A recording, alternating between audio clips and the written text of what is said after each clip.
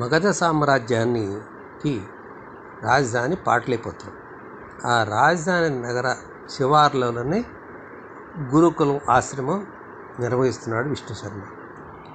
అద్భుతమైన ప్రకృతి సౌందర్యం, సోయగాలతో పచ్చని చెట్లు, పరిశుభ్రమైన వాతావరణంలో ప్రశాంతతకి, పవిత్రతకి ఆలవాలమైన కనువిందు చేస్తోంది విష్ణు శర్మ ఆశ్రమం. ఆ ఆశ్రమం ప్రాంగణంలో ఫలవృక్షాలు, పుష్పలతల వద్ద సహజ జాతి వైరులైన మార్జాలము, శునకాలు, మర్కటము, మండూకాలు, మూషిక, వాయసాలు, జింక, కుందేలు, పావురాలు, పాలపిట్టలు, చిలకలు, గోరింకలు, గోవులు తదితర పెంపుడు జంతువులన్నీ ఒకే చోట జాతి వైరం మర్చి ఐకమత్యంగా జీవిస్తూ ఉన్నాయి. ఆ విచిత్రాన్ని చూస్తూ ఆశ్రమం ప్రాంగణంలోకి అడుగు పెట్టాడు మహారాజు సుదర్శనుడు తన కుమారులతో. అంతలో చిలకమ్మ అరుగు మీదకు వాలి, గురుదేవా గురుదేవా, మహారాజు గారు వారి కుమారులు మీ దర్శనార్థం వచ్చారు అని చెప్పింది.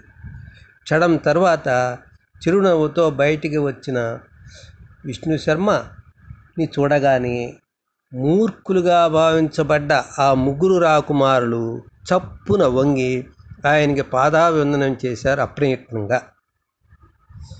విజయోస్తు, సమస్త శాస్త్ర విద్యా విజ్ఞాన వినయ గుణసంపన్న ప్రాప్తిరస్తు అంటూ ఆశీస్సులు అందించాడు విష్ణు శర్మ.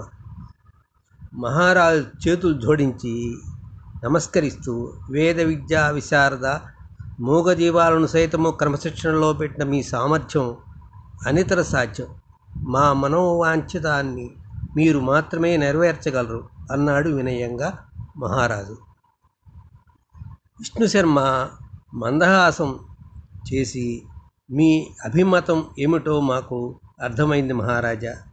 మీ పండితుల వారికి ఉన్న పాండిత్య ప్రావీణ్యాన్ని మీ పుత్రుల మీద బలవంతంగా రుద్దడానికి ప్రయత్నించారే కానీ వీళ్ళ మనస్తత్వాన్ని తగ్గట్టుగా తమ విద్యాబోధన విధానాన్ని మార్చుకోలేకపోయినారు.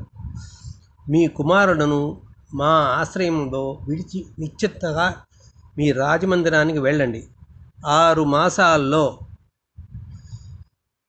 మీ పుత్రులను సరస్వతీ పుత్రులుగా, సకల శాస్త్ర భాషా కోవిదులుగా తీర్చిదిద్ది మీ వద్దకు పంపిస్తాం అని వాగ్దానమిచ్చాడు విష్ణు శర్మ.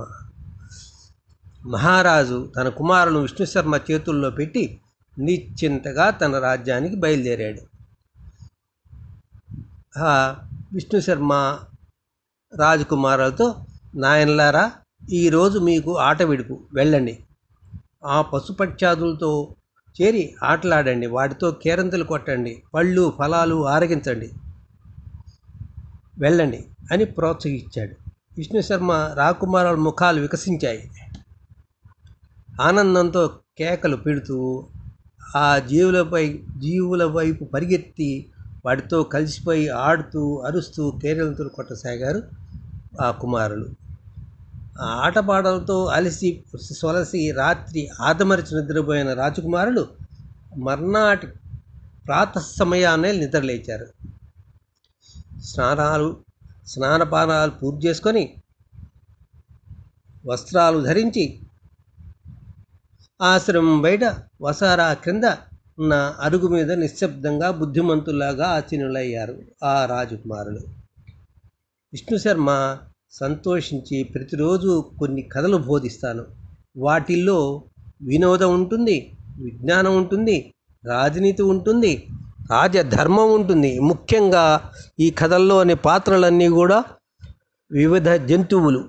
ఇవి మనలాగానే మానవ భాషలోనే మాట్లాడతాయి, మిమ్మల్ని ఊరిస్తాయి, మీతో ఆడుకుంటాయి, మీకెన్నో జీవిత సత్యాలు బోధిస్తాయి అని చెప్పారు.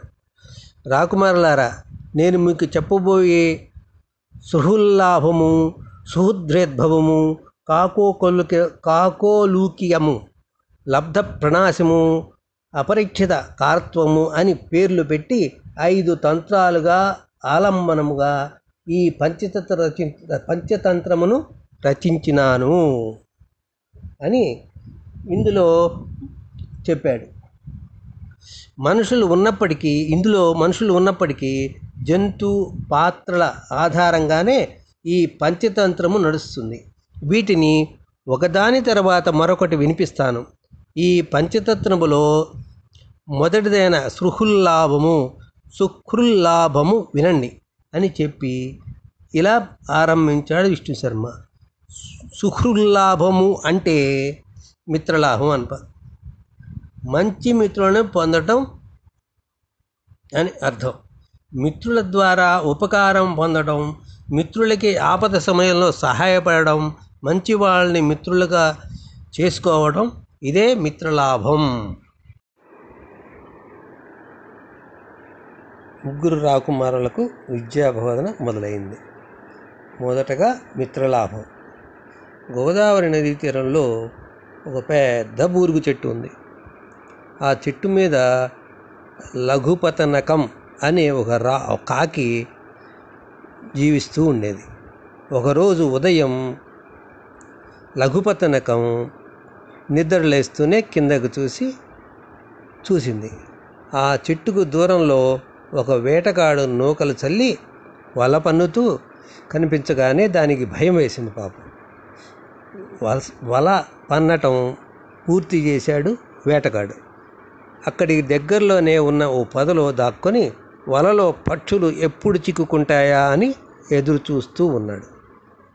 కొంతసేపటికి అటువైపుగా కొన్ని పావురాలు గుంపుగా ఎగురుకుంటూ రాసాగాయి. ఆ పావురాల్లో గుంపుకి ఒక రాజు ఉన్నాడు. ఆ రాజు పేరు చిత్రగ్రీవుడు. ఆ బూరుగు చెట్టు దగ్గరికి వస్తూనే వేటగాడు చల్లిన నూకలను గమనించిన చిత్రగ్రీవుడు మిగిలిన పావురాలతో, మిత్రులారా, మనుషులు తిరగని ఈ చోటులో నూకలు ఉన్నాయి. ఏ వేటగాడో మనల్ని పక్షుల కోసం పనిన వల అయి ఉండవచ్చు. మనం ఈ నూకల కోసం ఆశపడి ఆ ఆపదను కొని తెచ్చుకోవద్దు అంటూ హెచ్చరించాయి. ఆ గుంపులో ఉన్న ఓ ముసలి పావురం చిత్రగ్రీవుడి మాటలకి నవ్వి, చిత్రగ్రీవ, అనవసరంగా అన్ని అనుమానాలే నీకు. ఎదురుగా ఉన్న ఆహారాన్ని కాలదన్నుకోవటం మూర్ఖత్వం. ఆ బూరుగు చెట్టు మీద నివసించే పక్షులు ఆహారం తెచ్చుకున్నప్పుడు ఆ నూకలు వాటి నుంచి జారిపడి ఉంటాయి. అందుచేత అవి తినడానికి మనం క్రిందకి దిగుదాం అంటూ సలహా చెప్పింది ఆ ముసలి పావురం. వద్దు, మీరు నా మాట వినకపోతే మన గతి బంగారు కడియం కోసం ఆశపడి ప్రాణాలు పోగొట్టుకున్న బాటసారి వలె అవుతుంది అన్నాడు చిత్రగ్రీవుడు. ఎవరా బాటసారి, ఏమా కథ అడిగాయి పావురాలు ఉత్సుకతతో.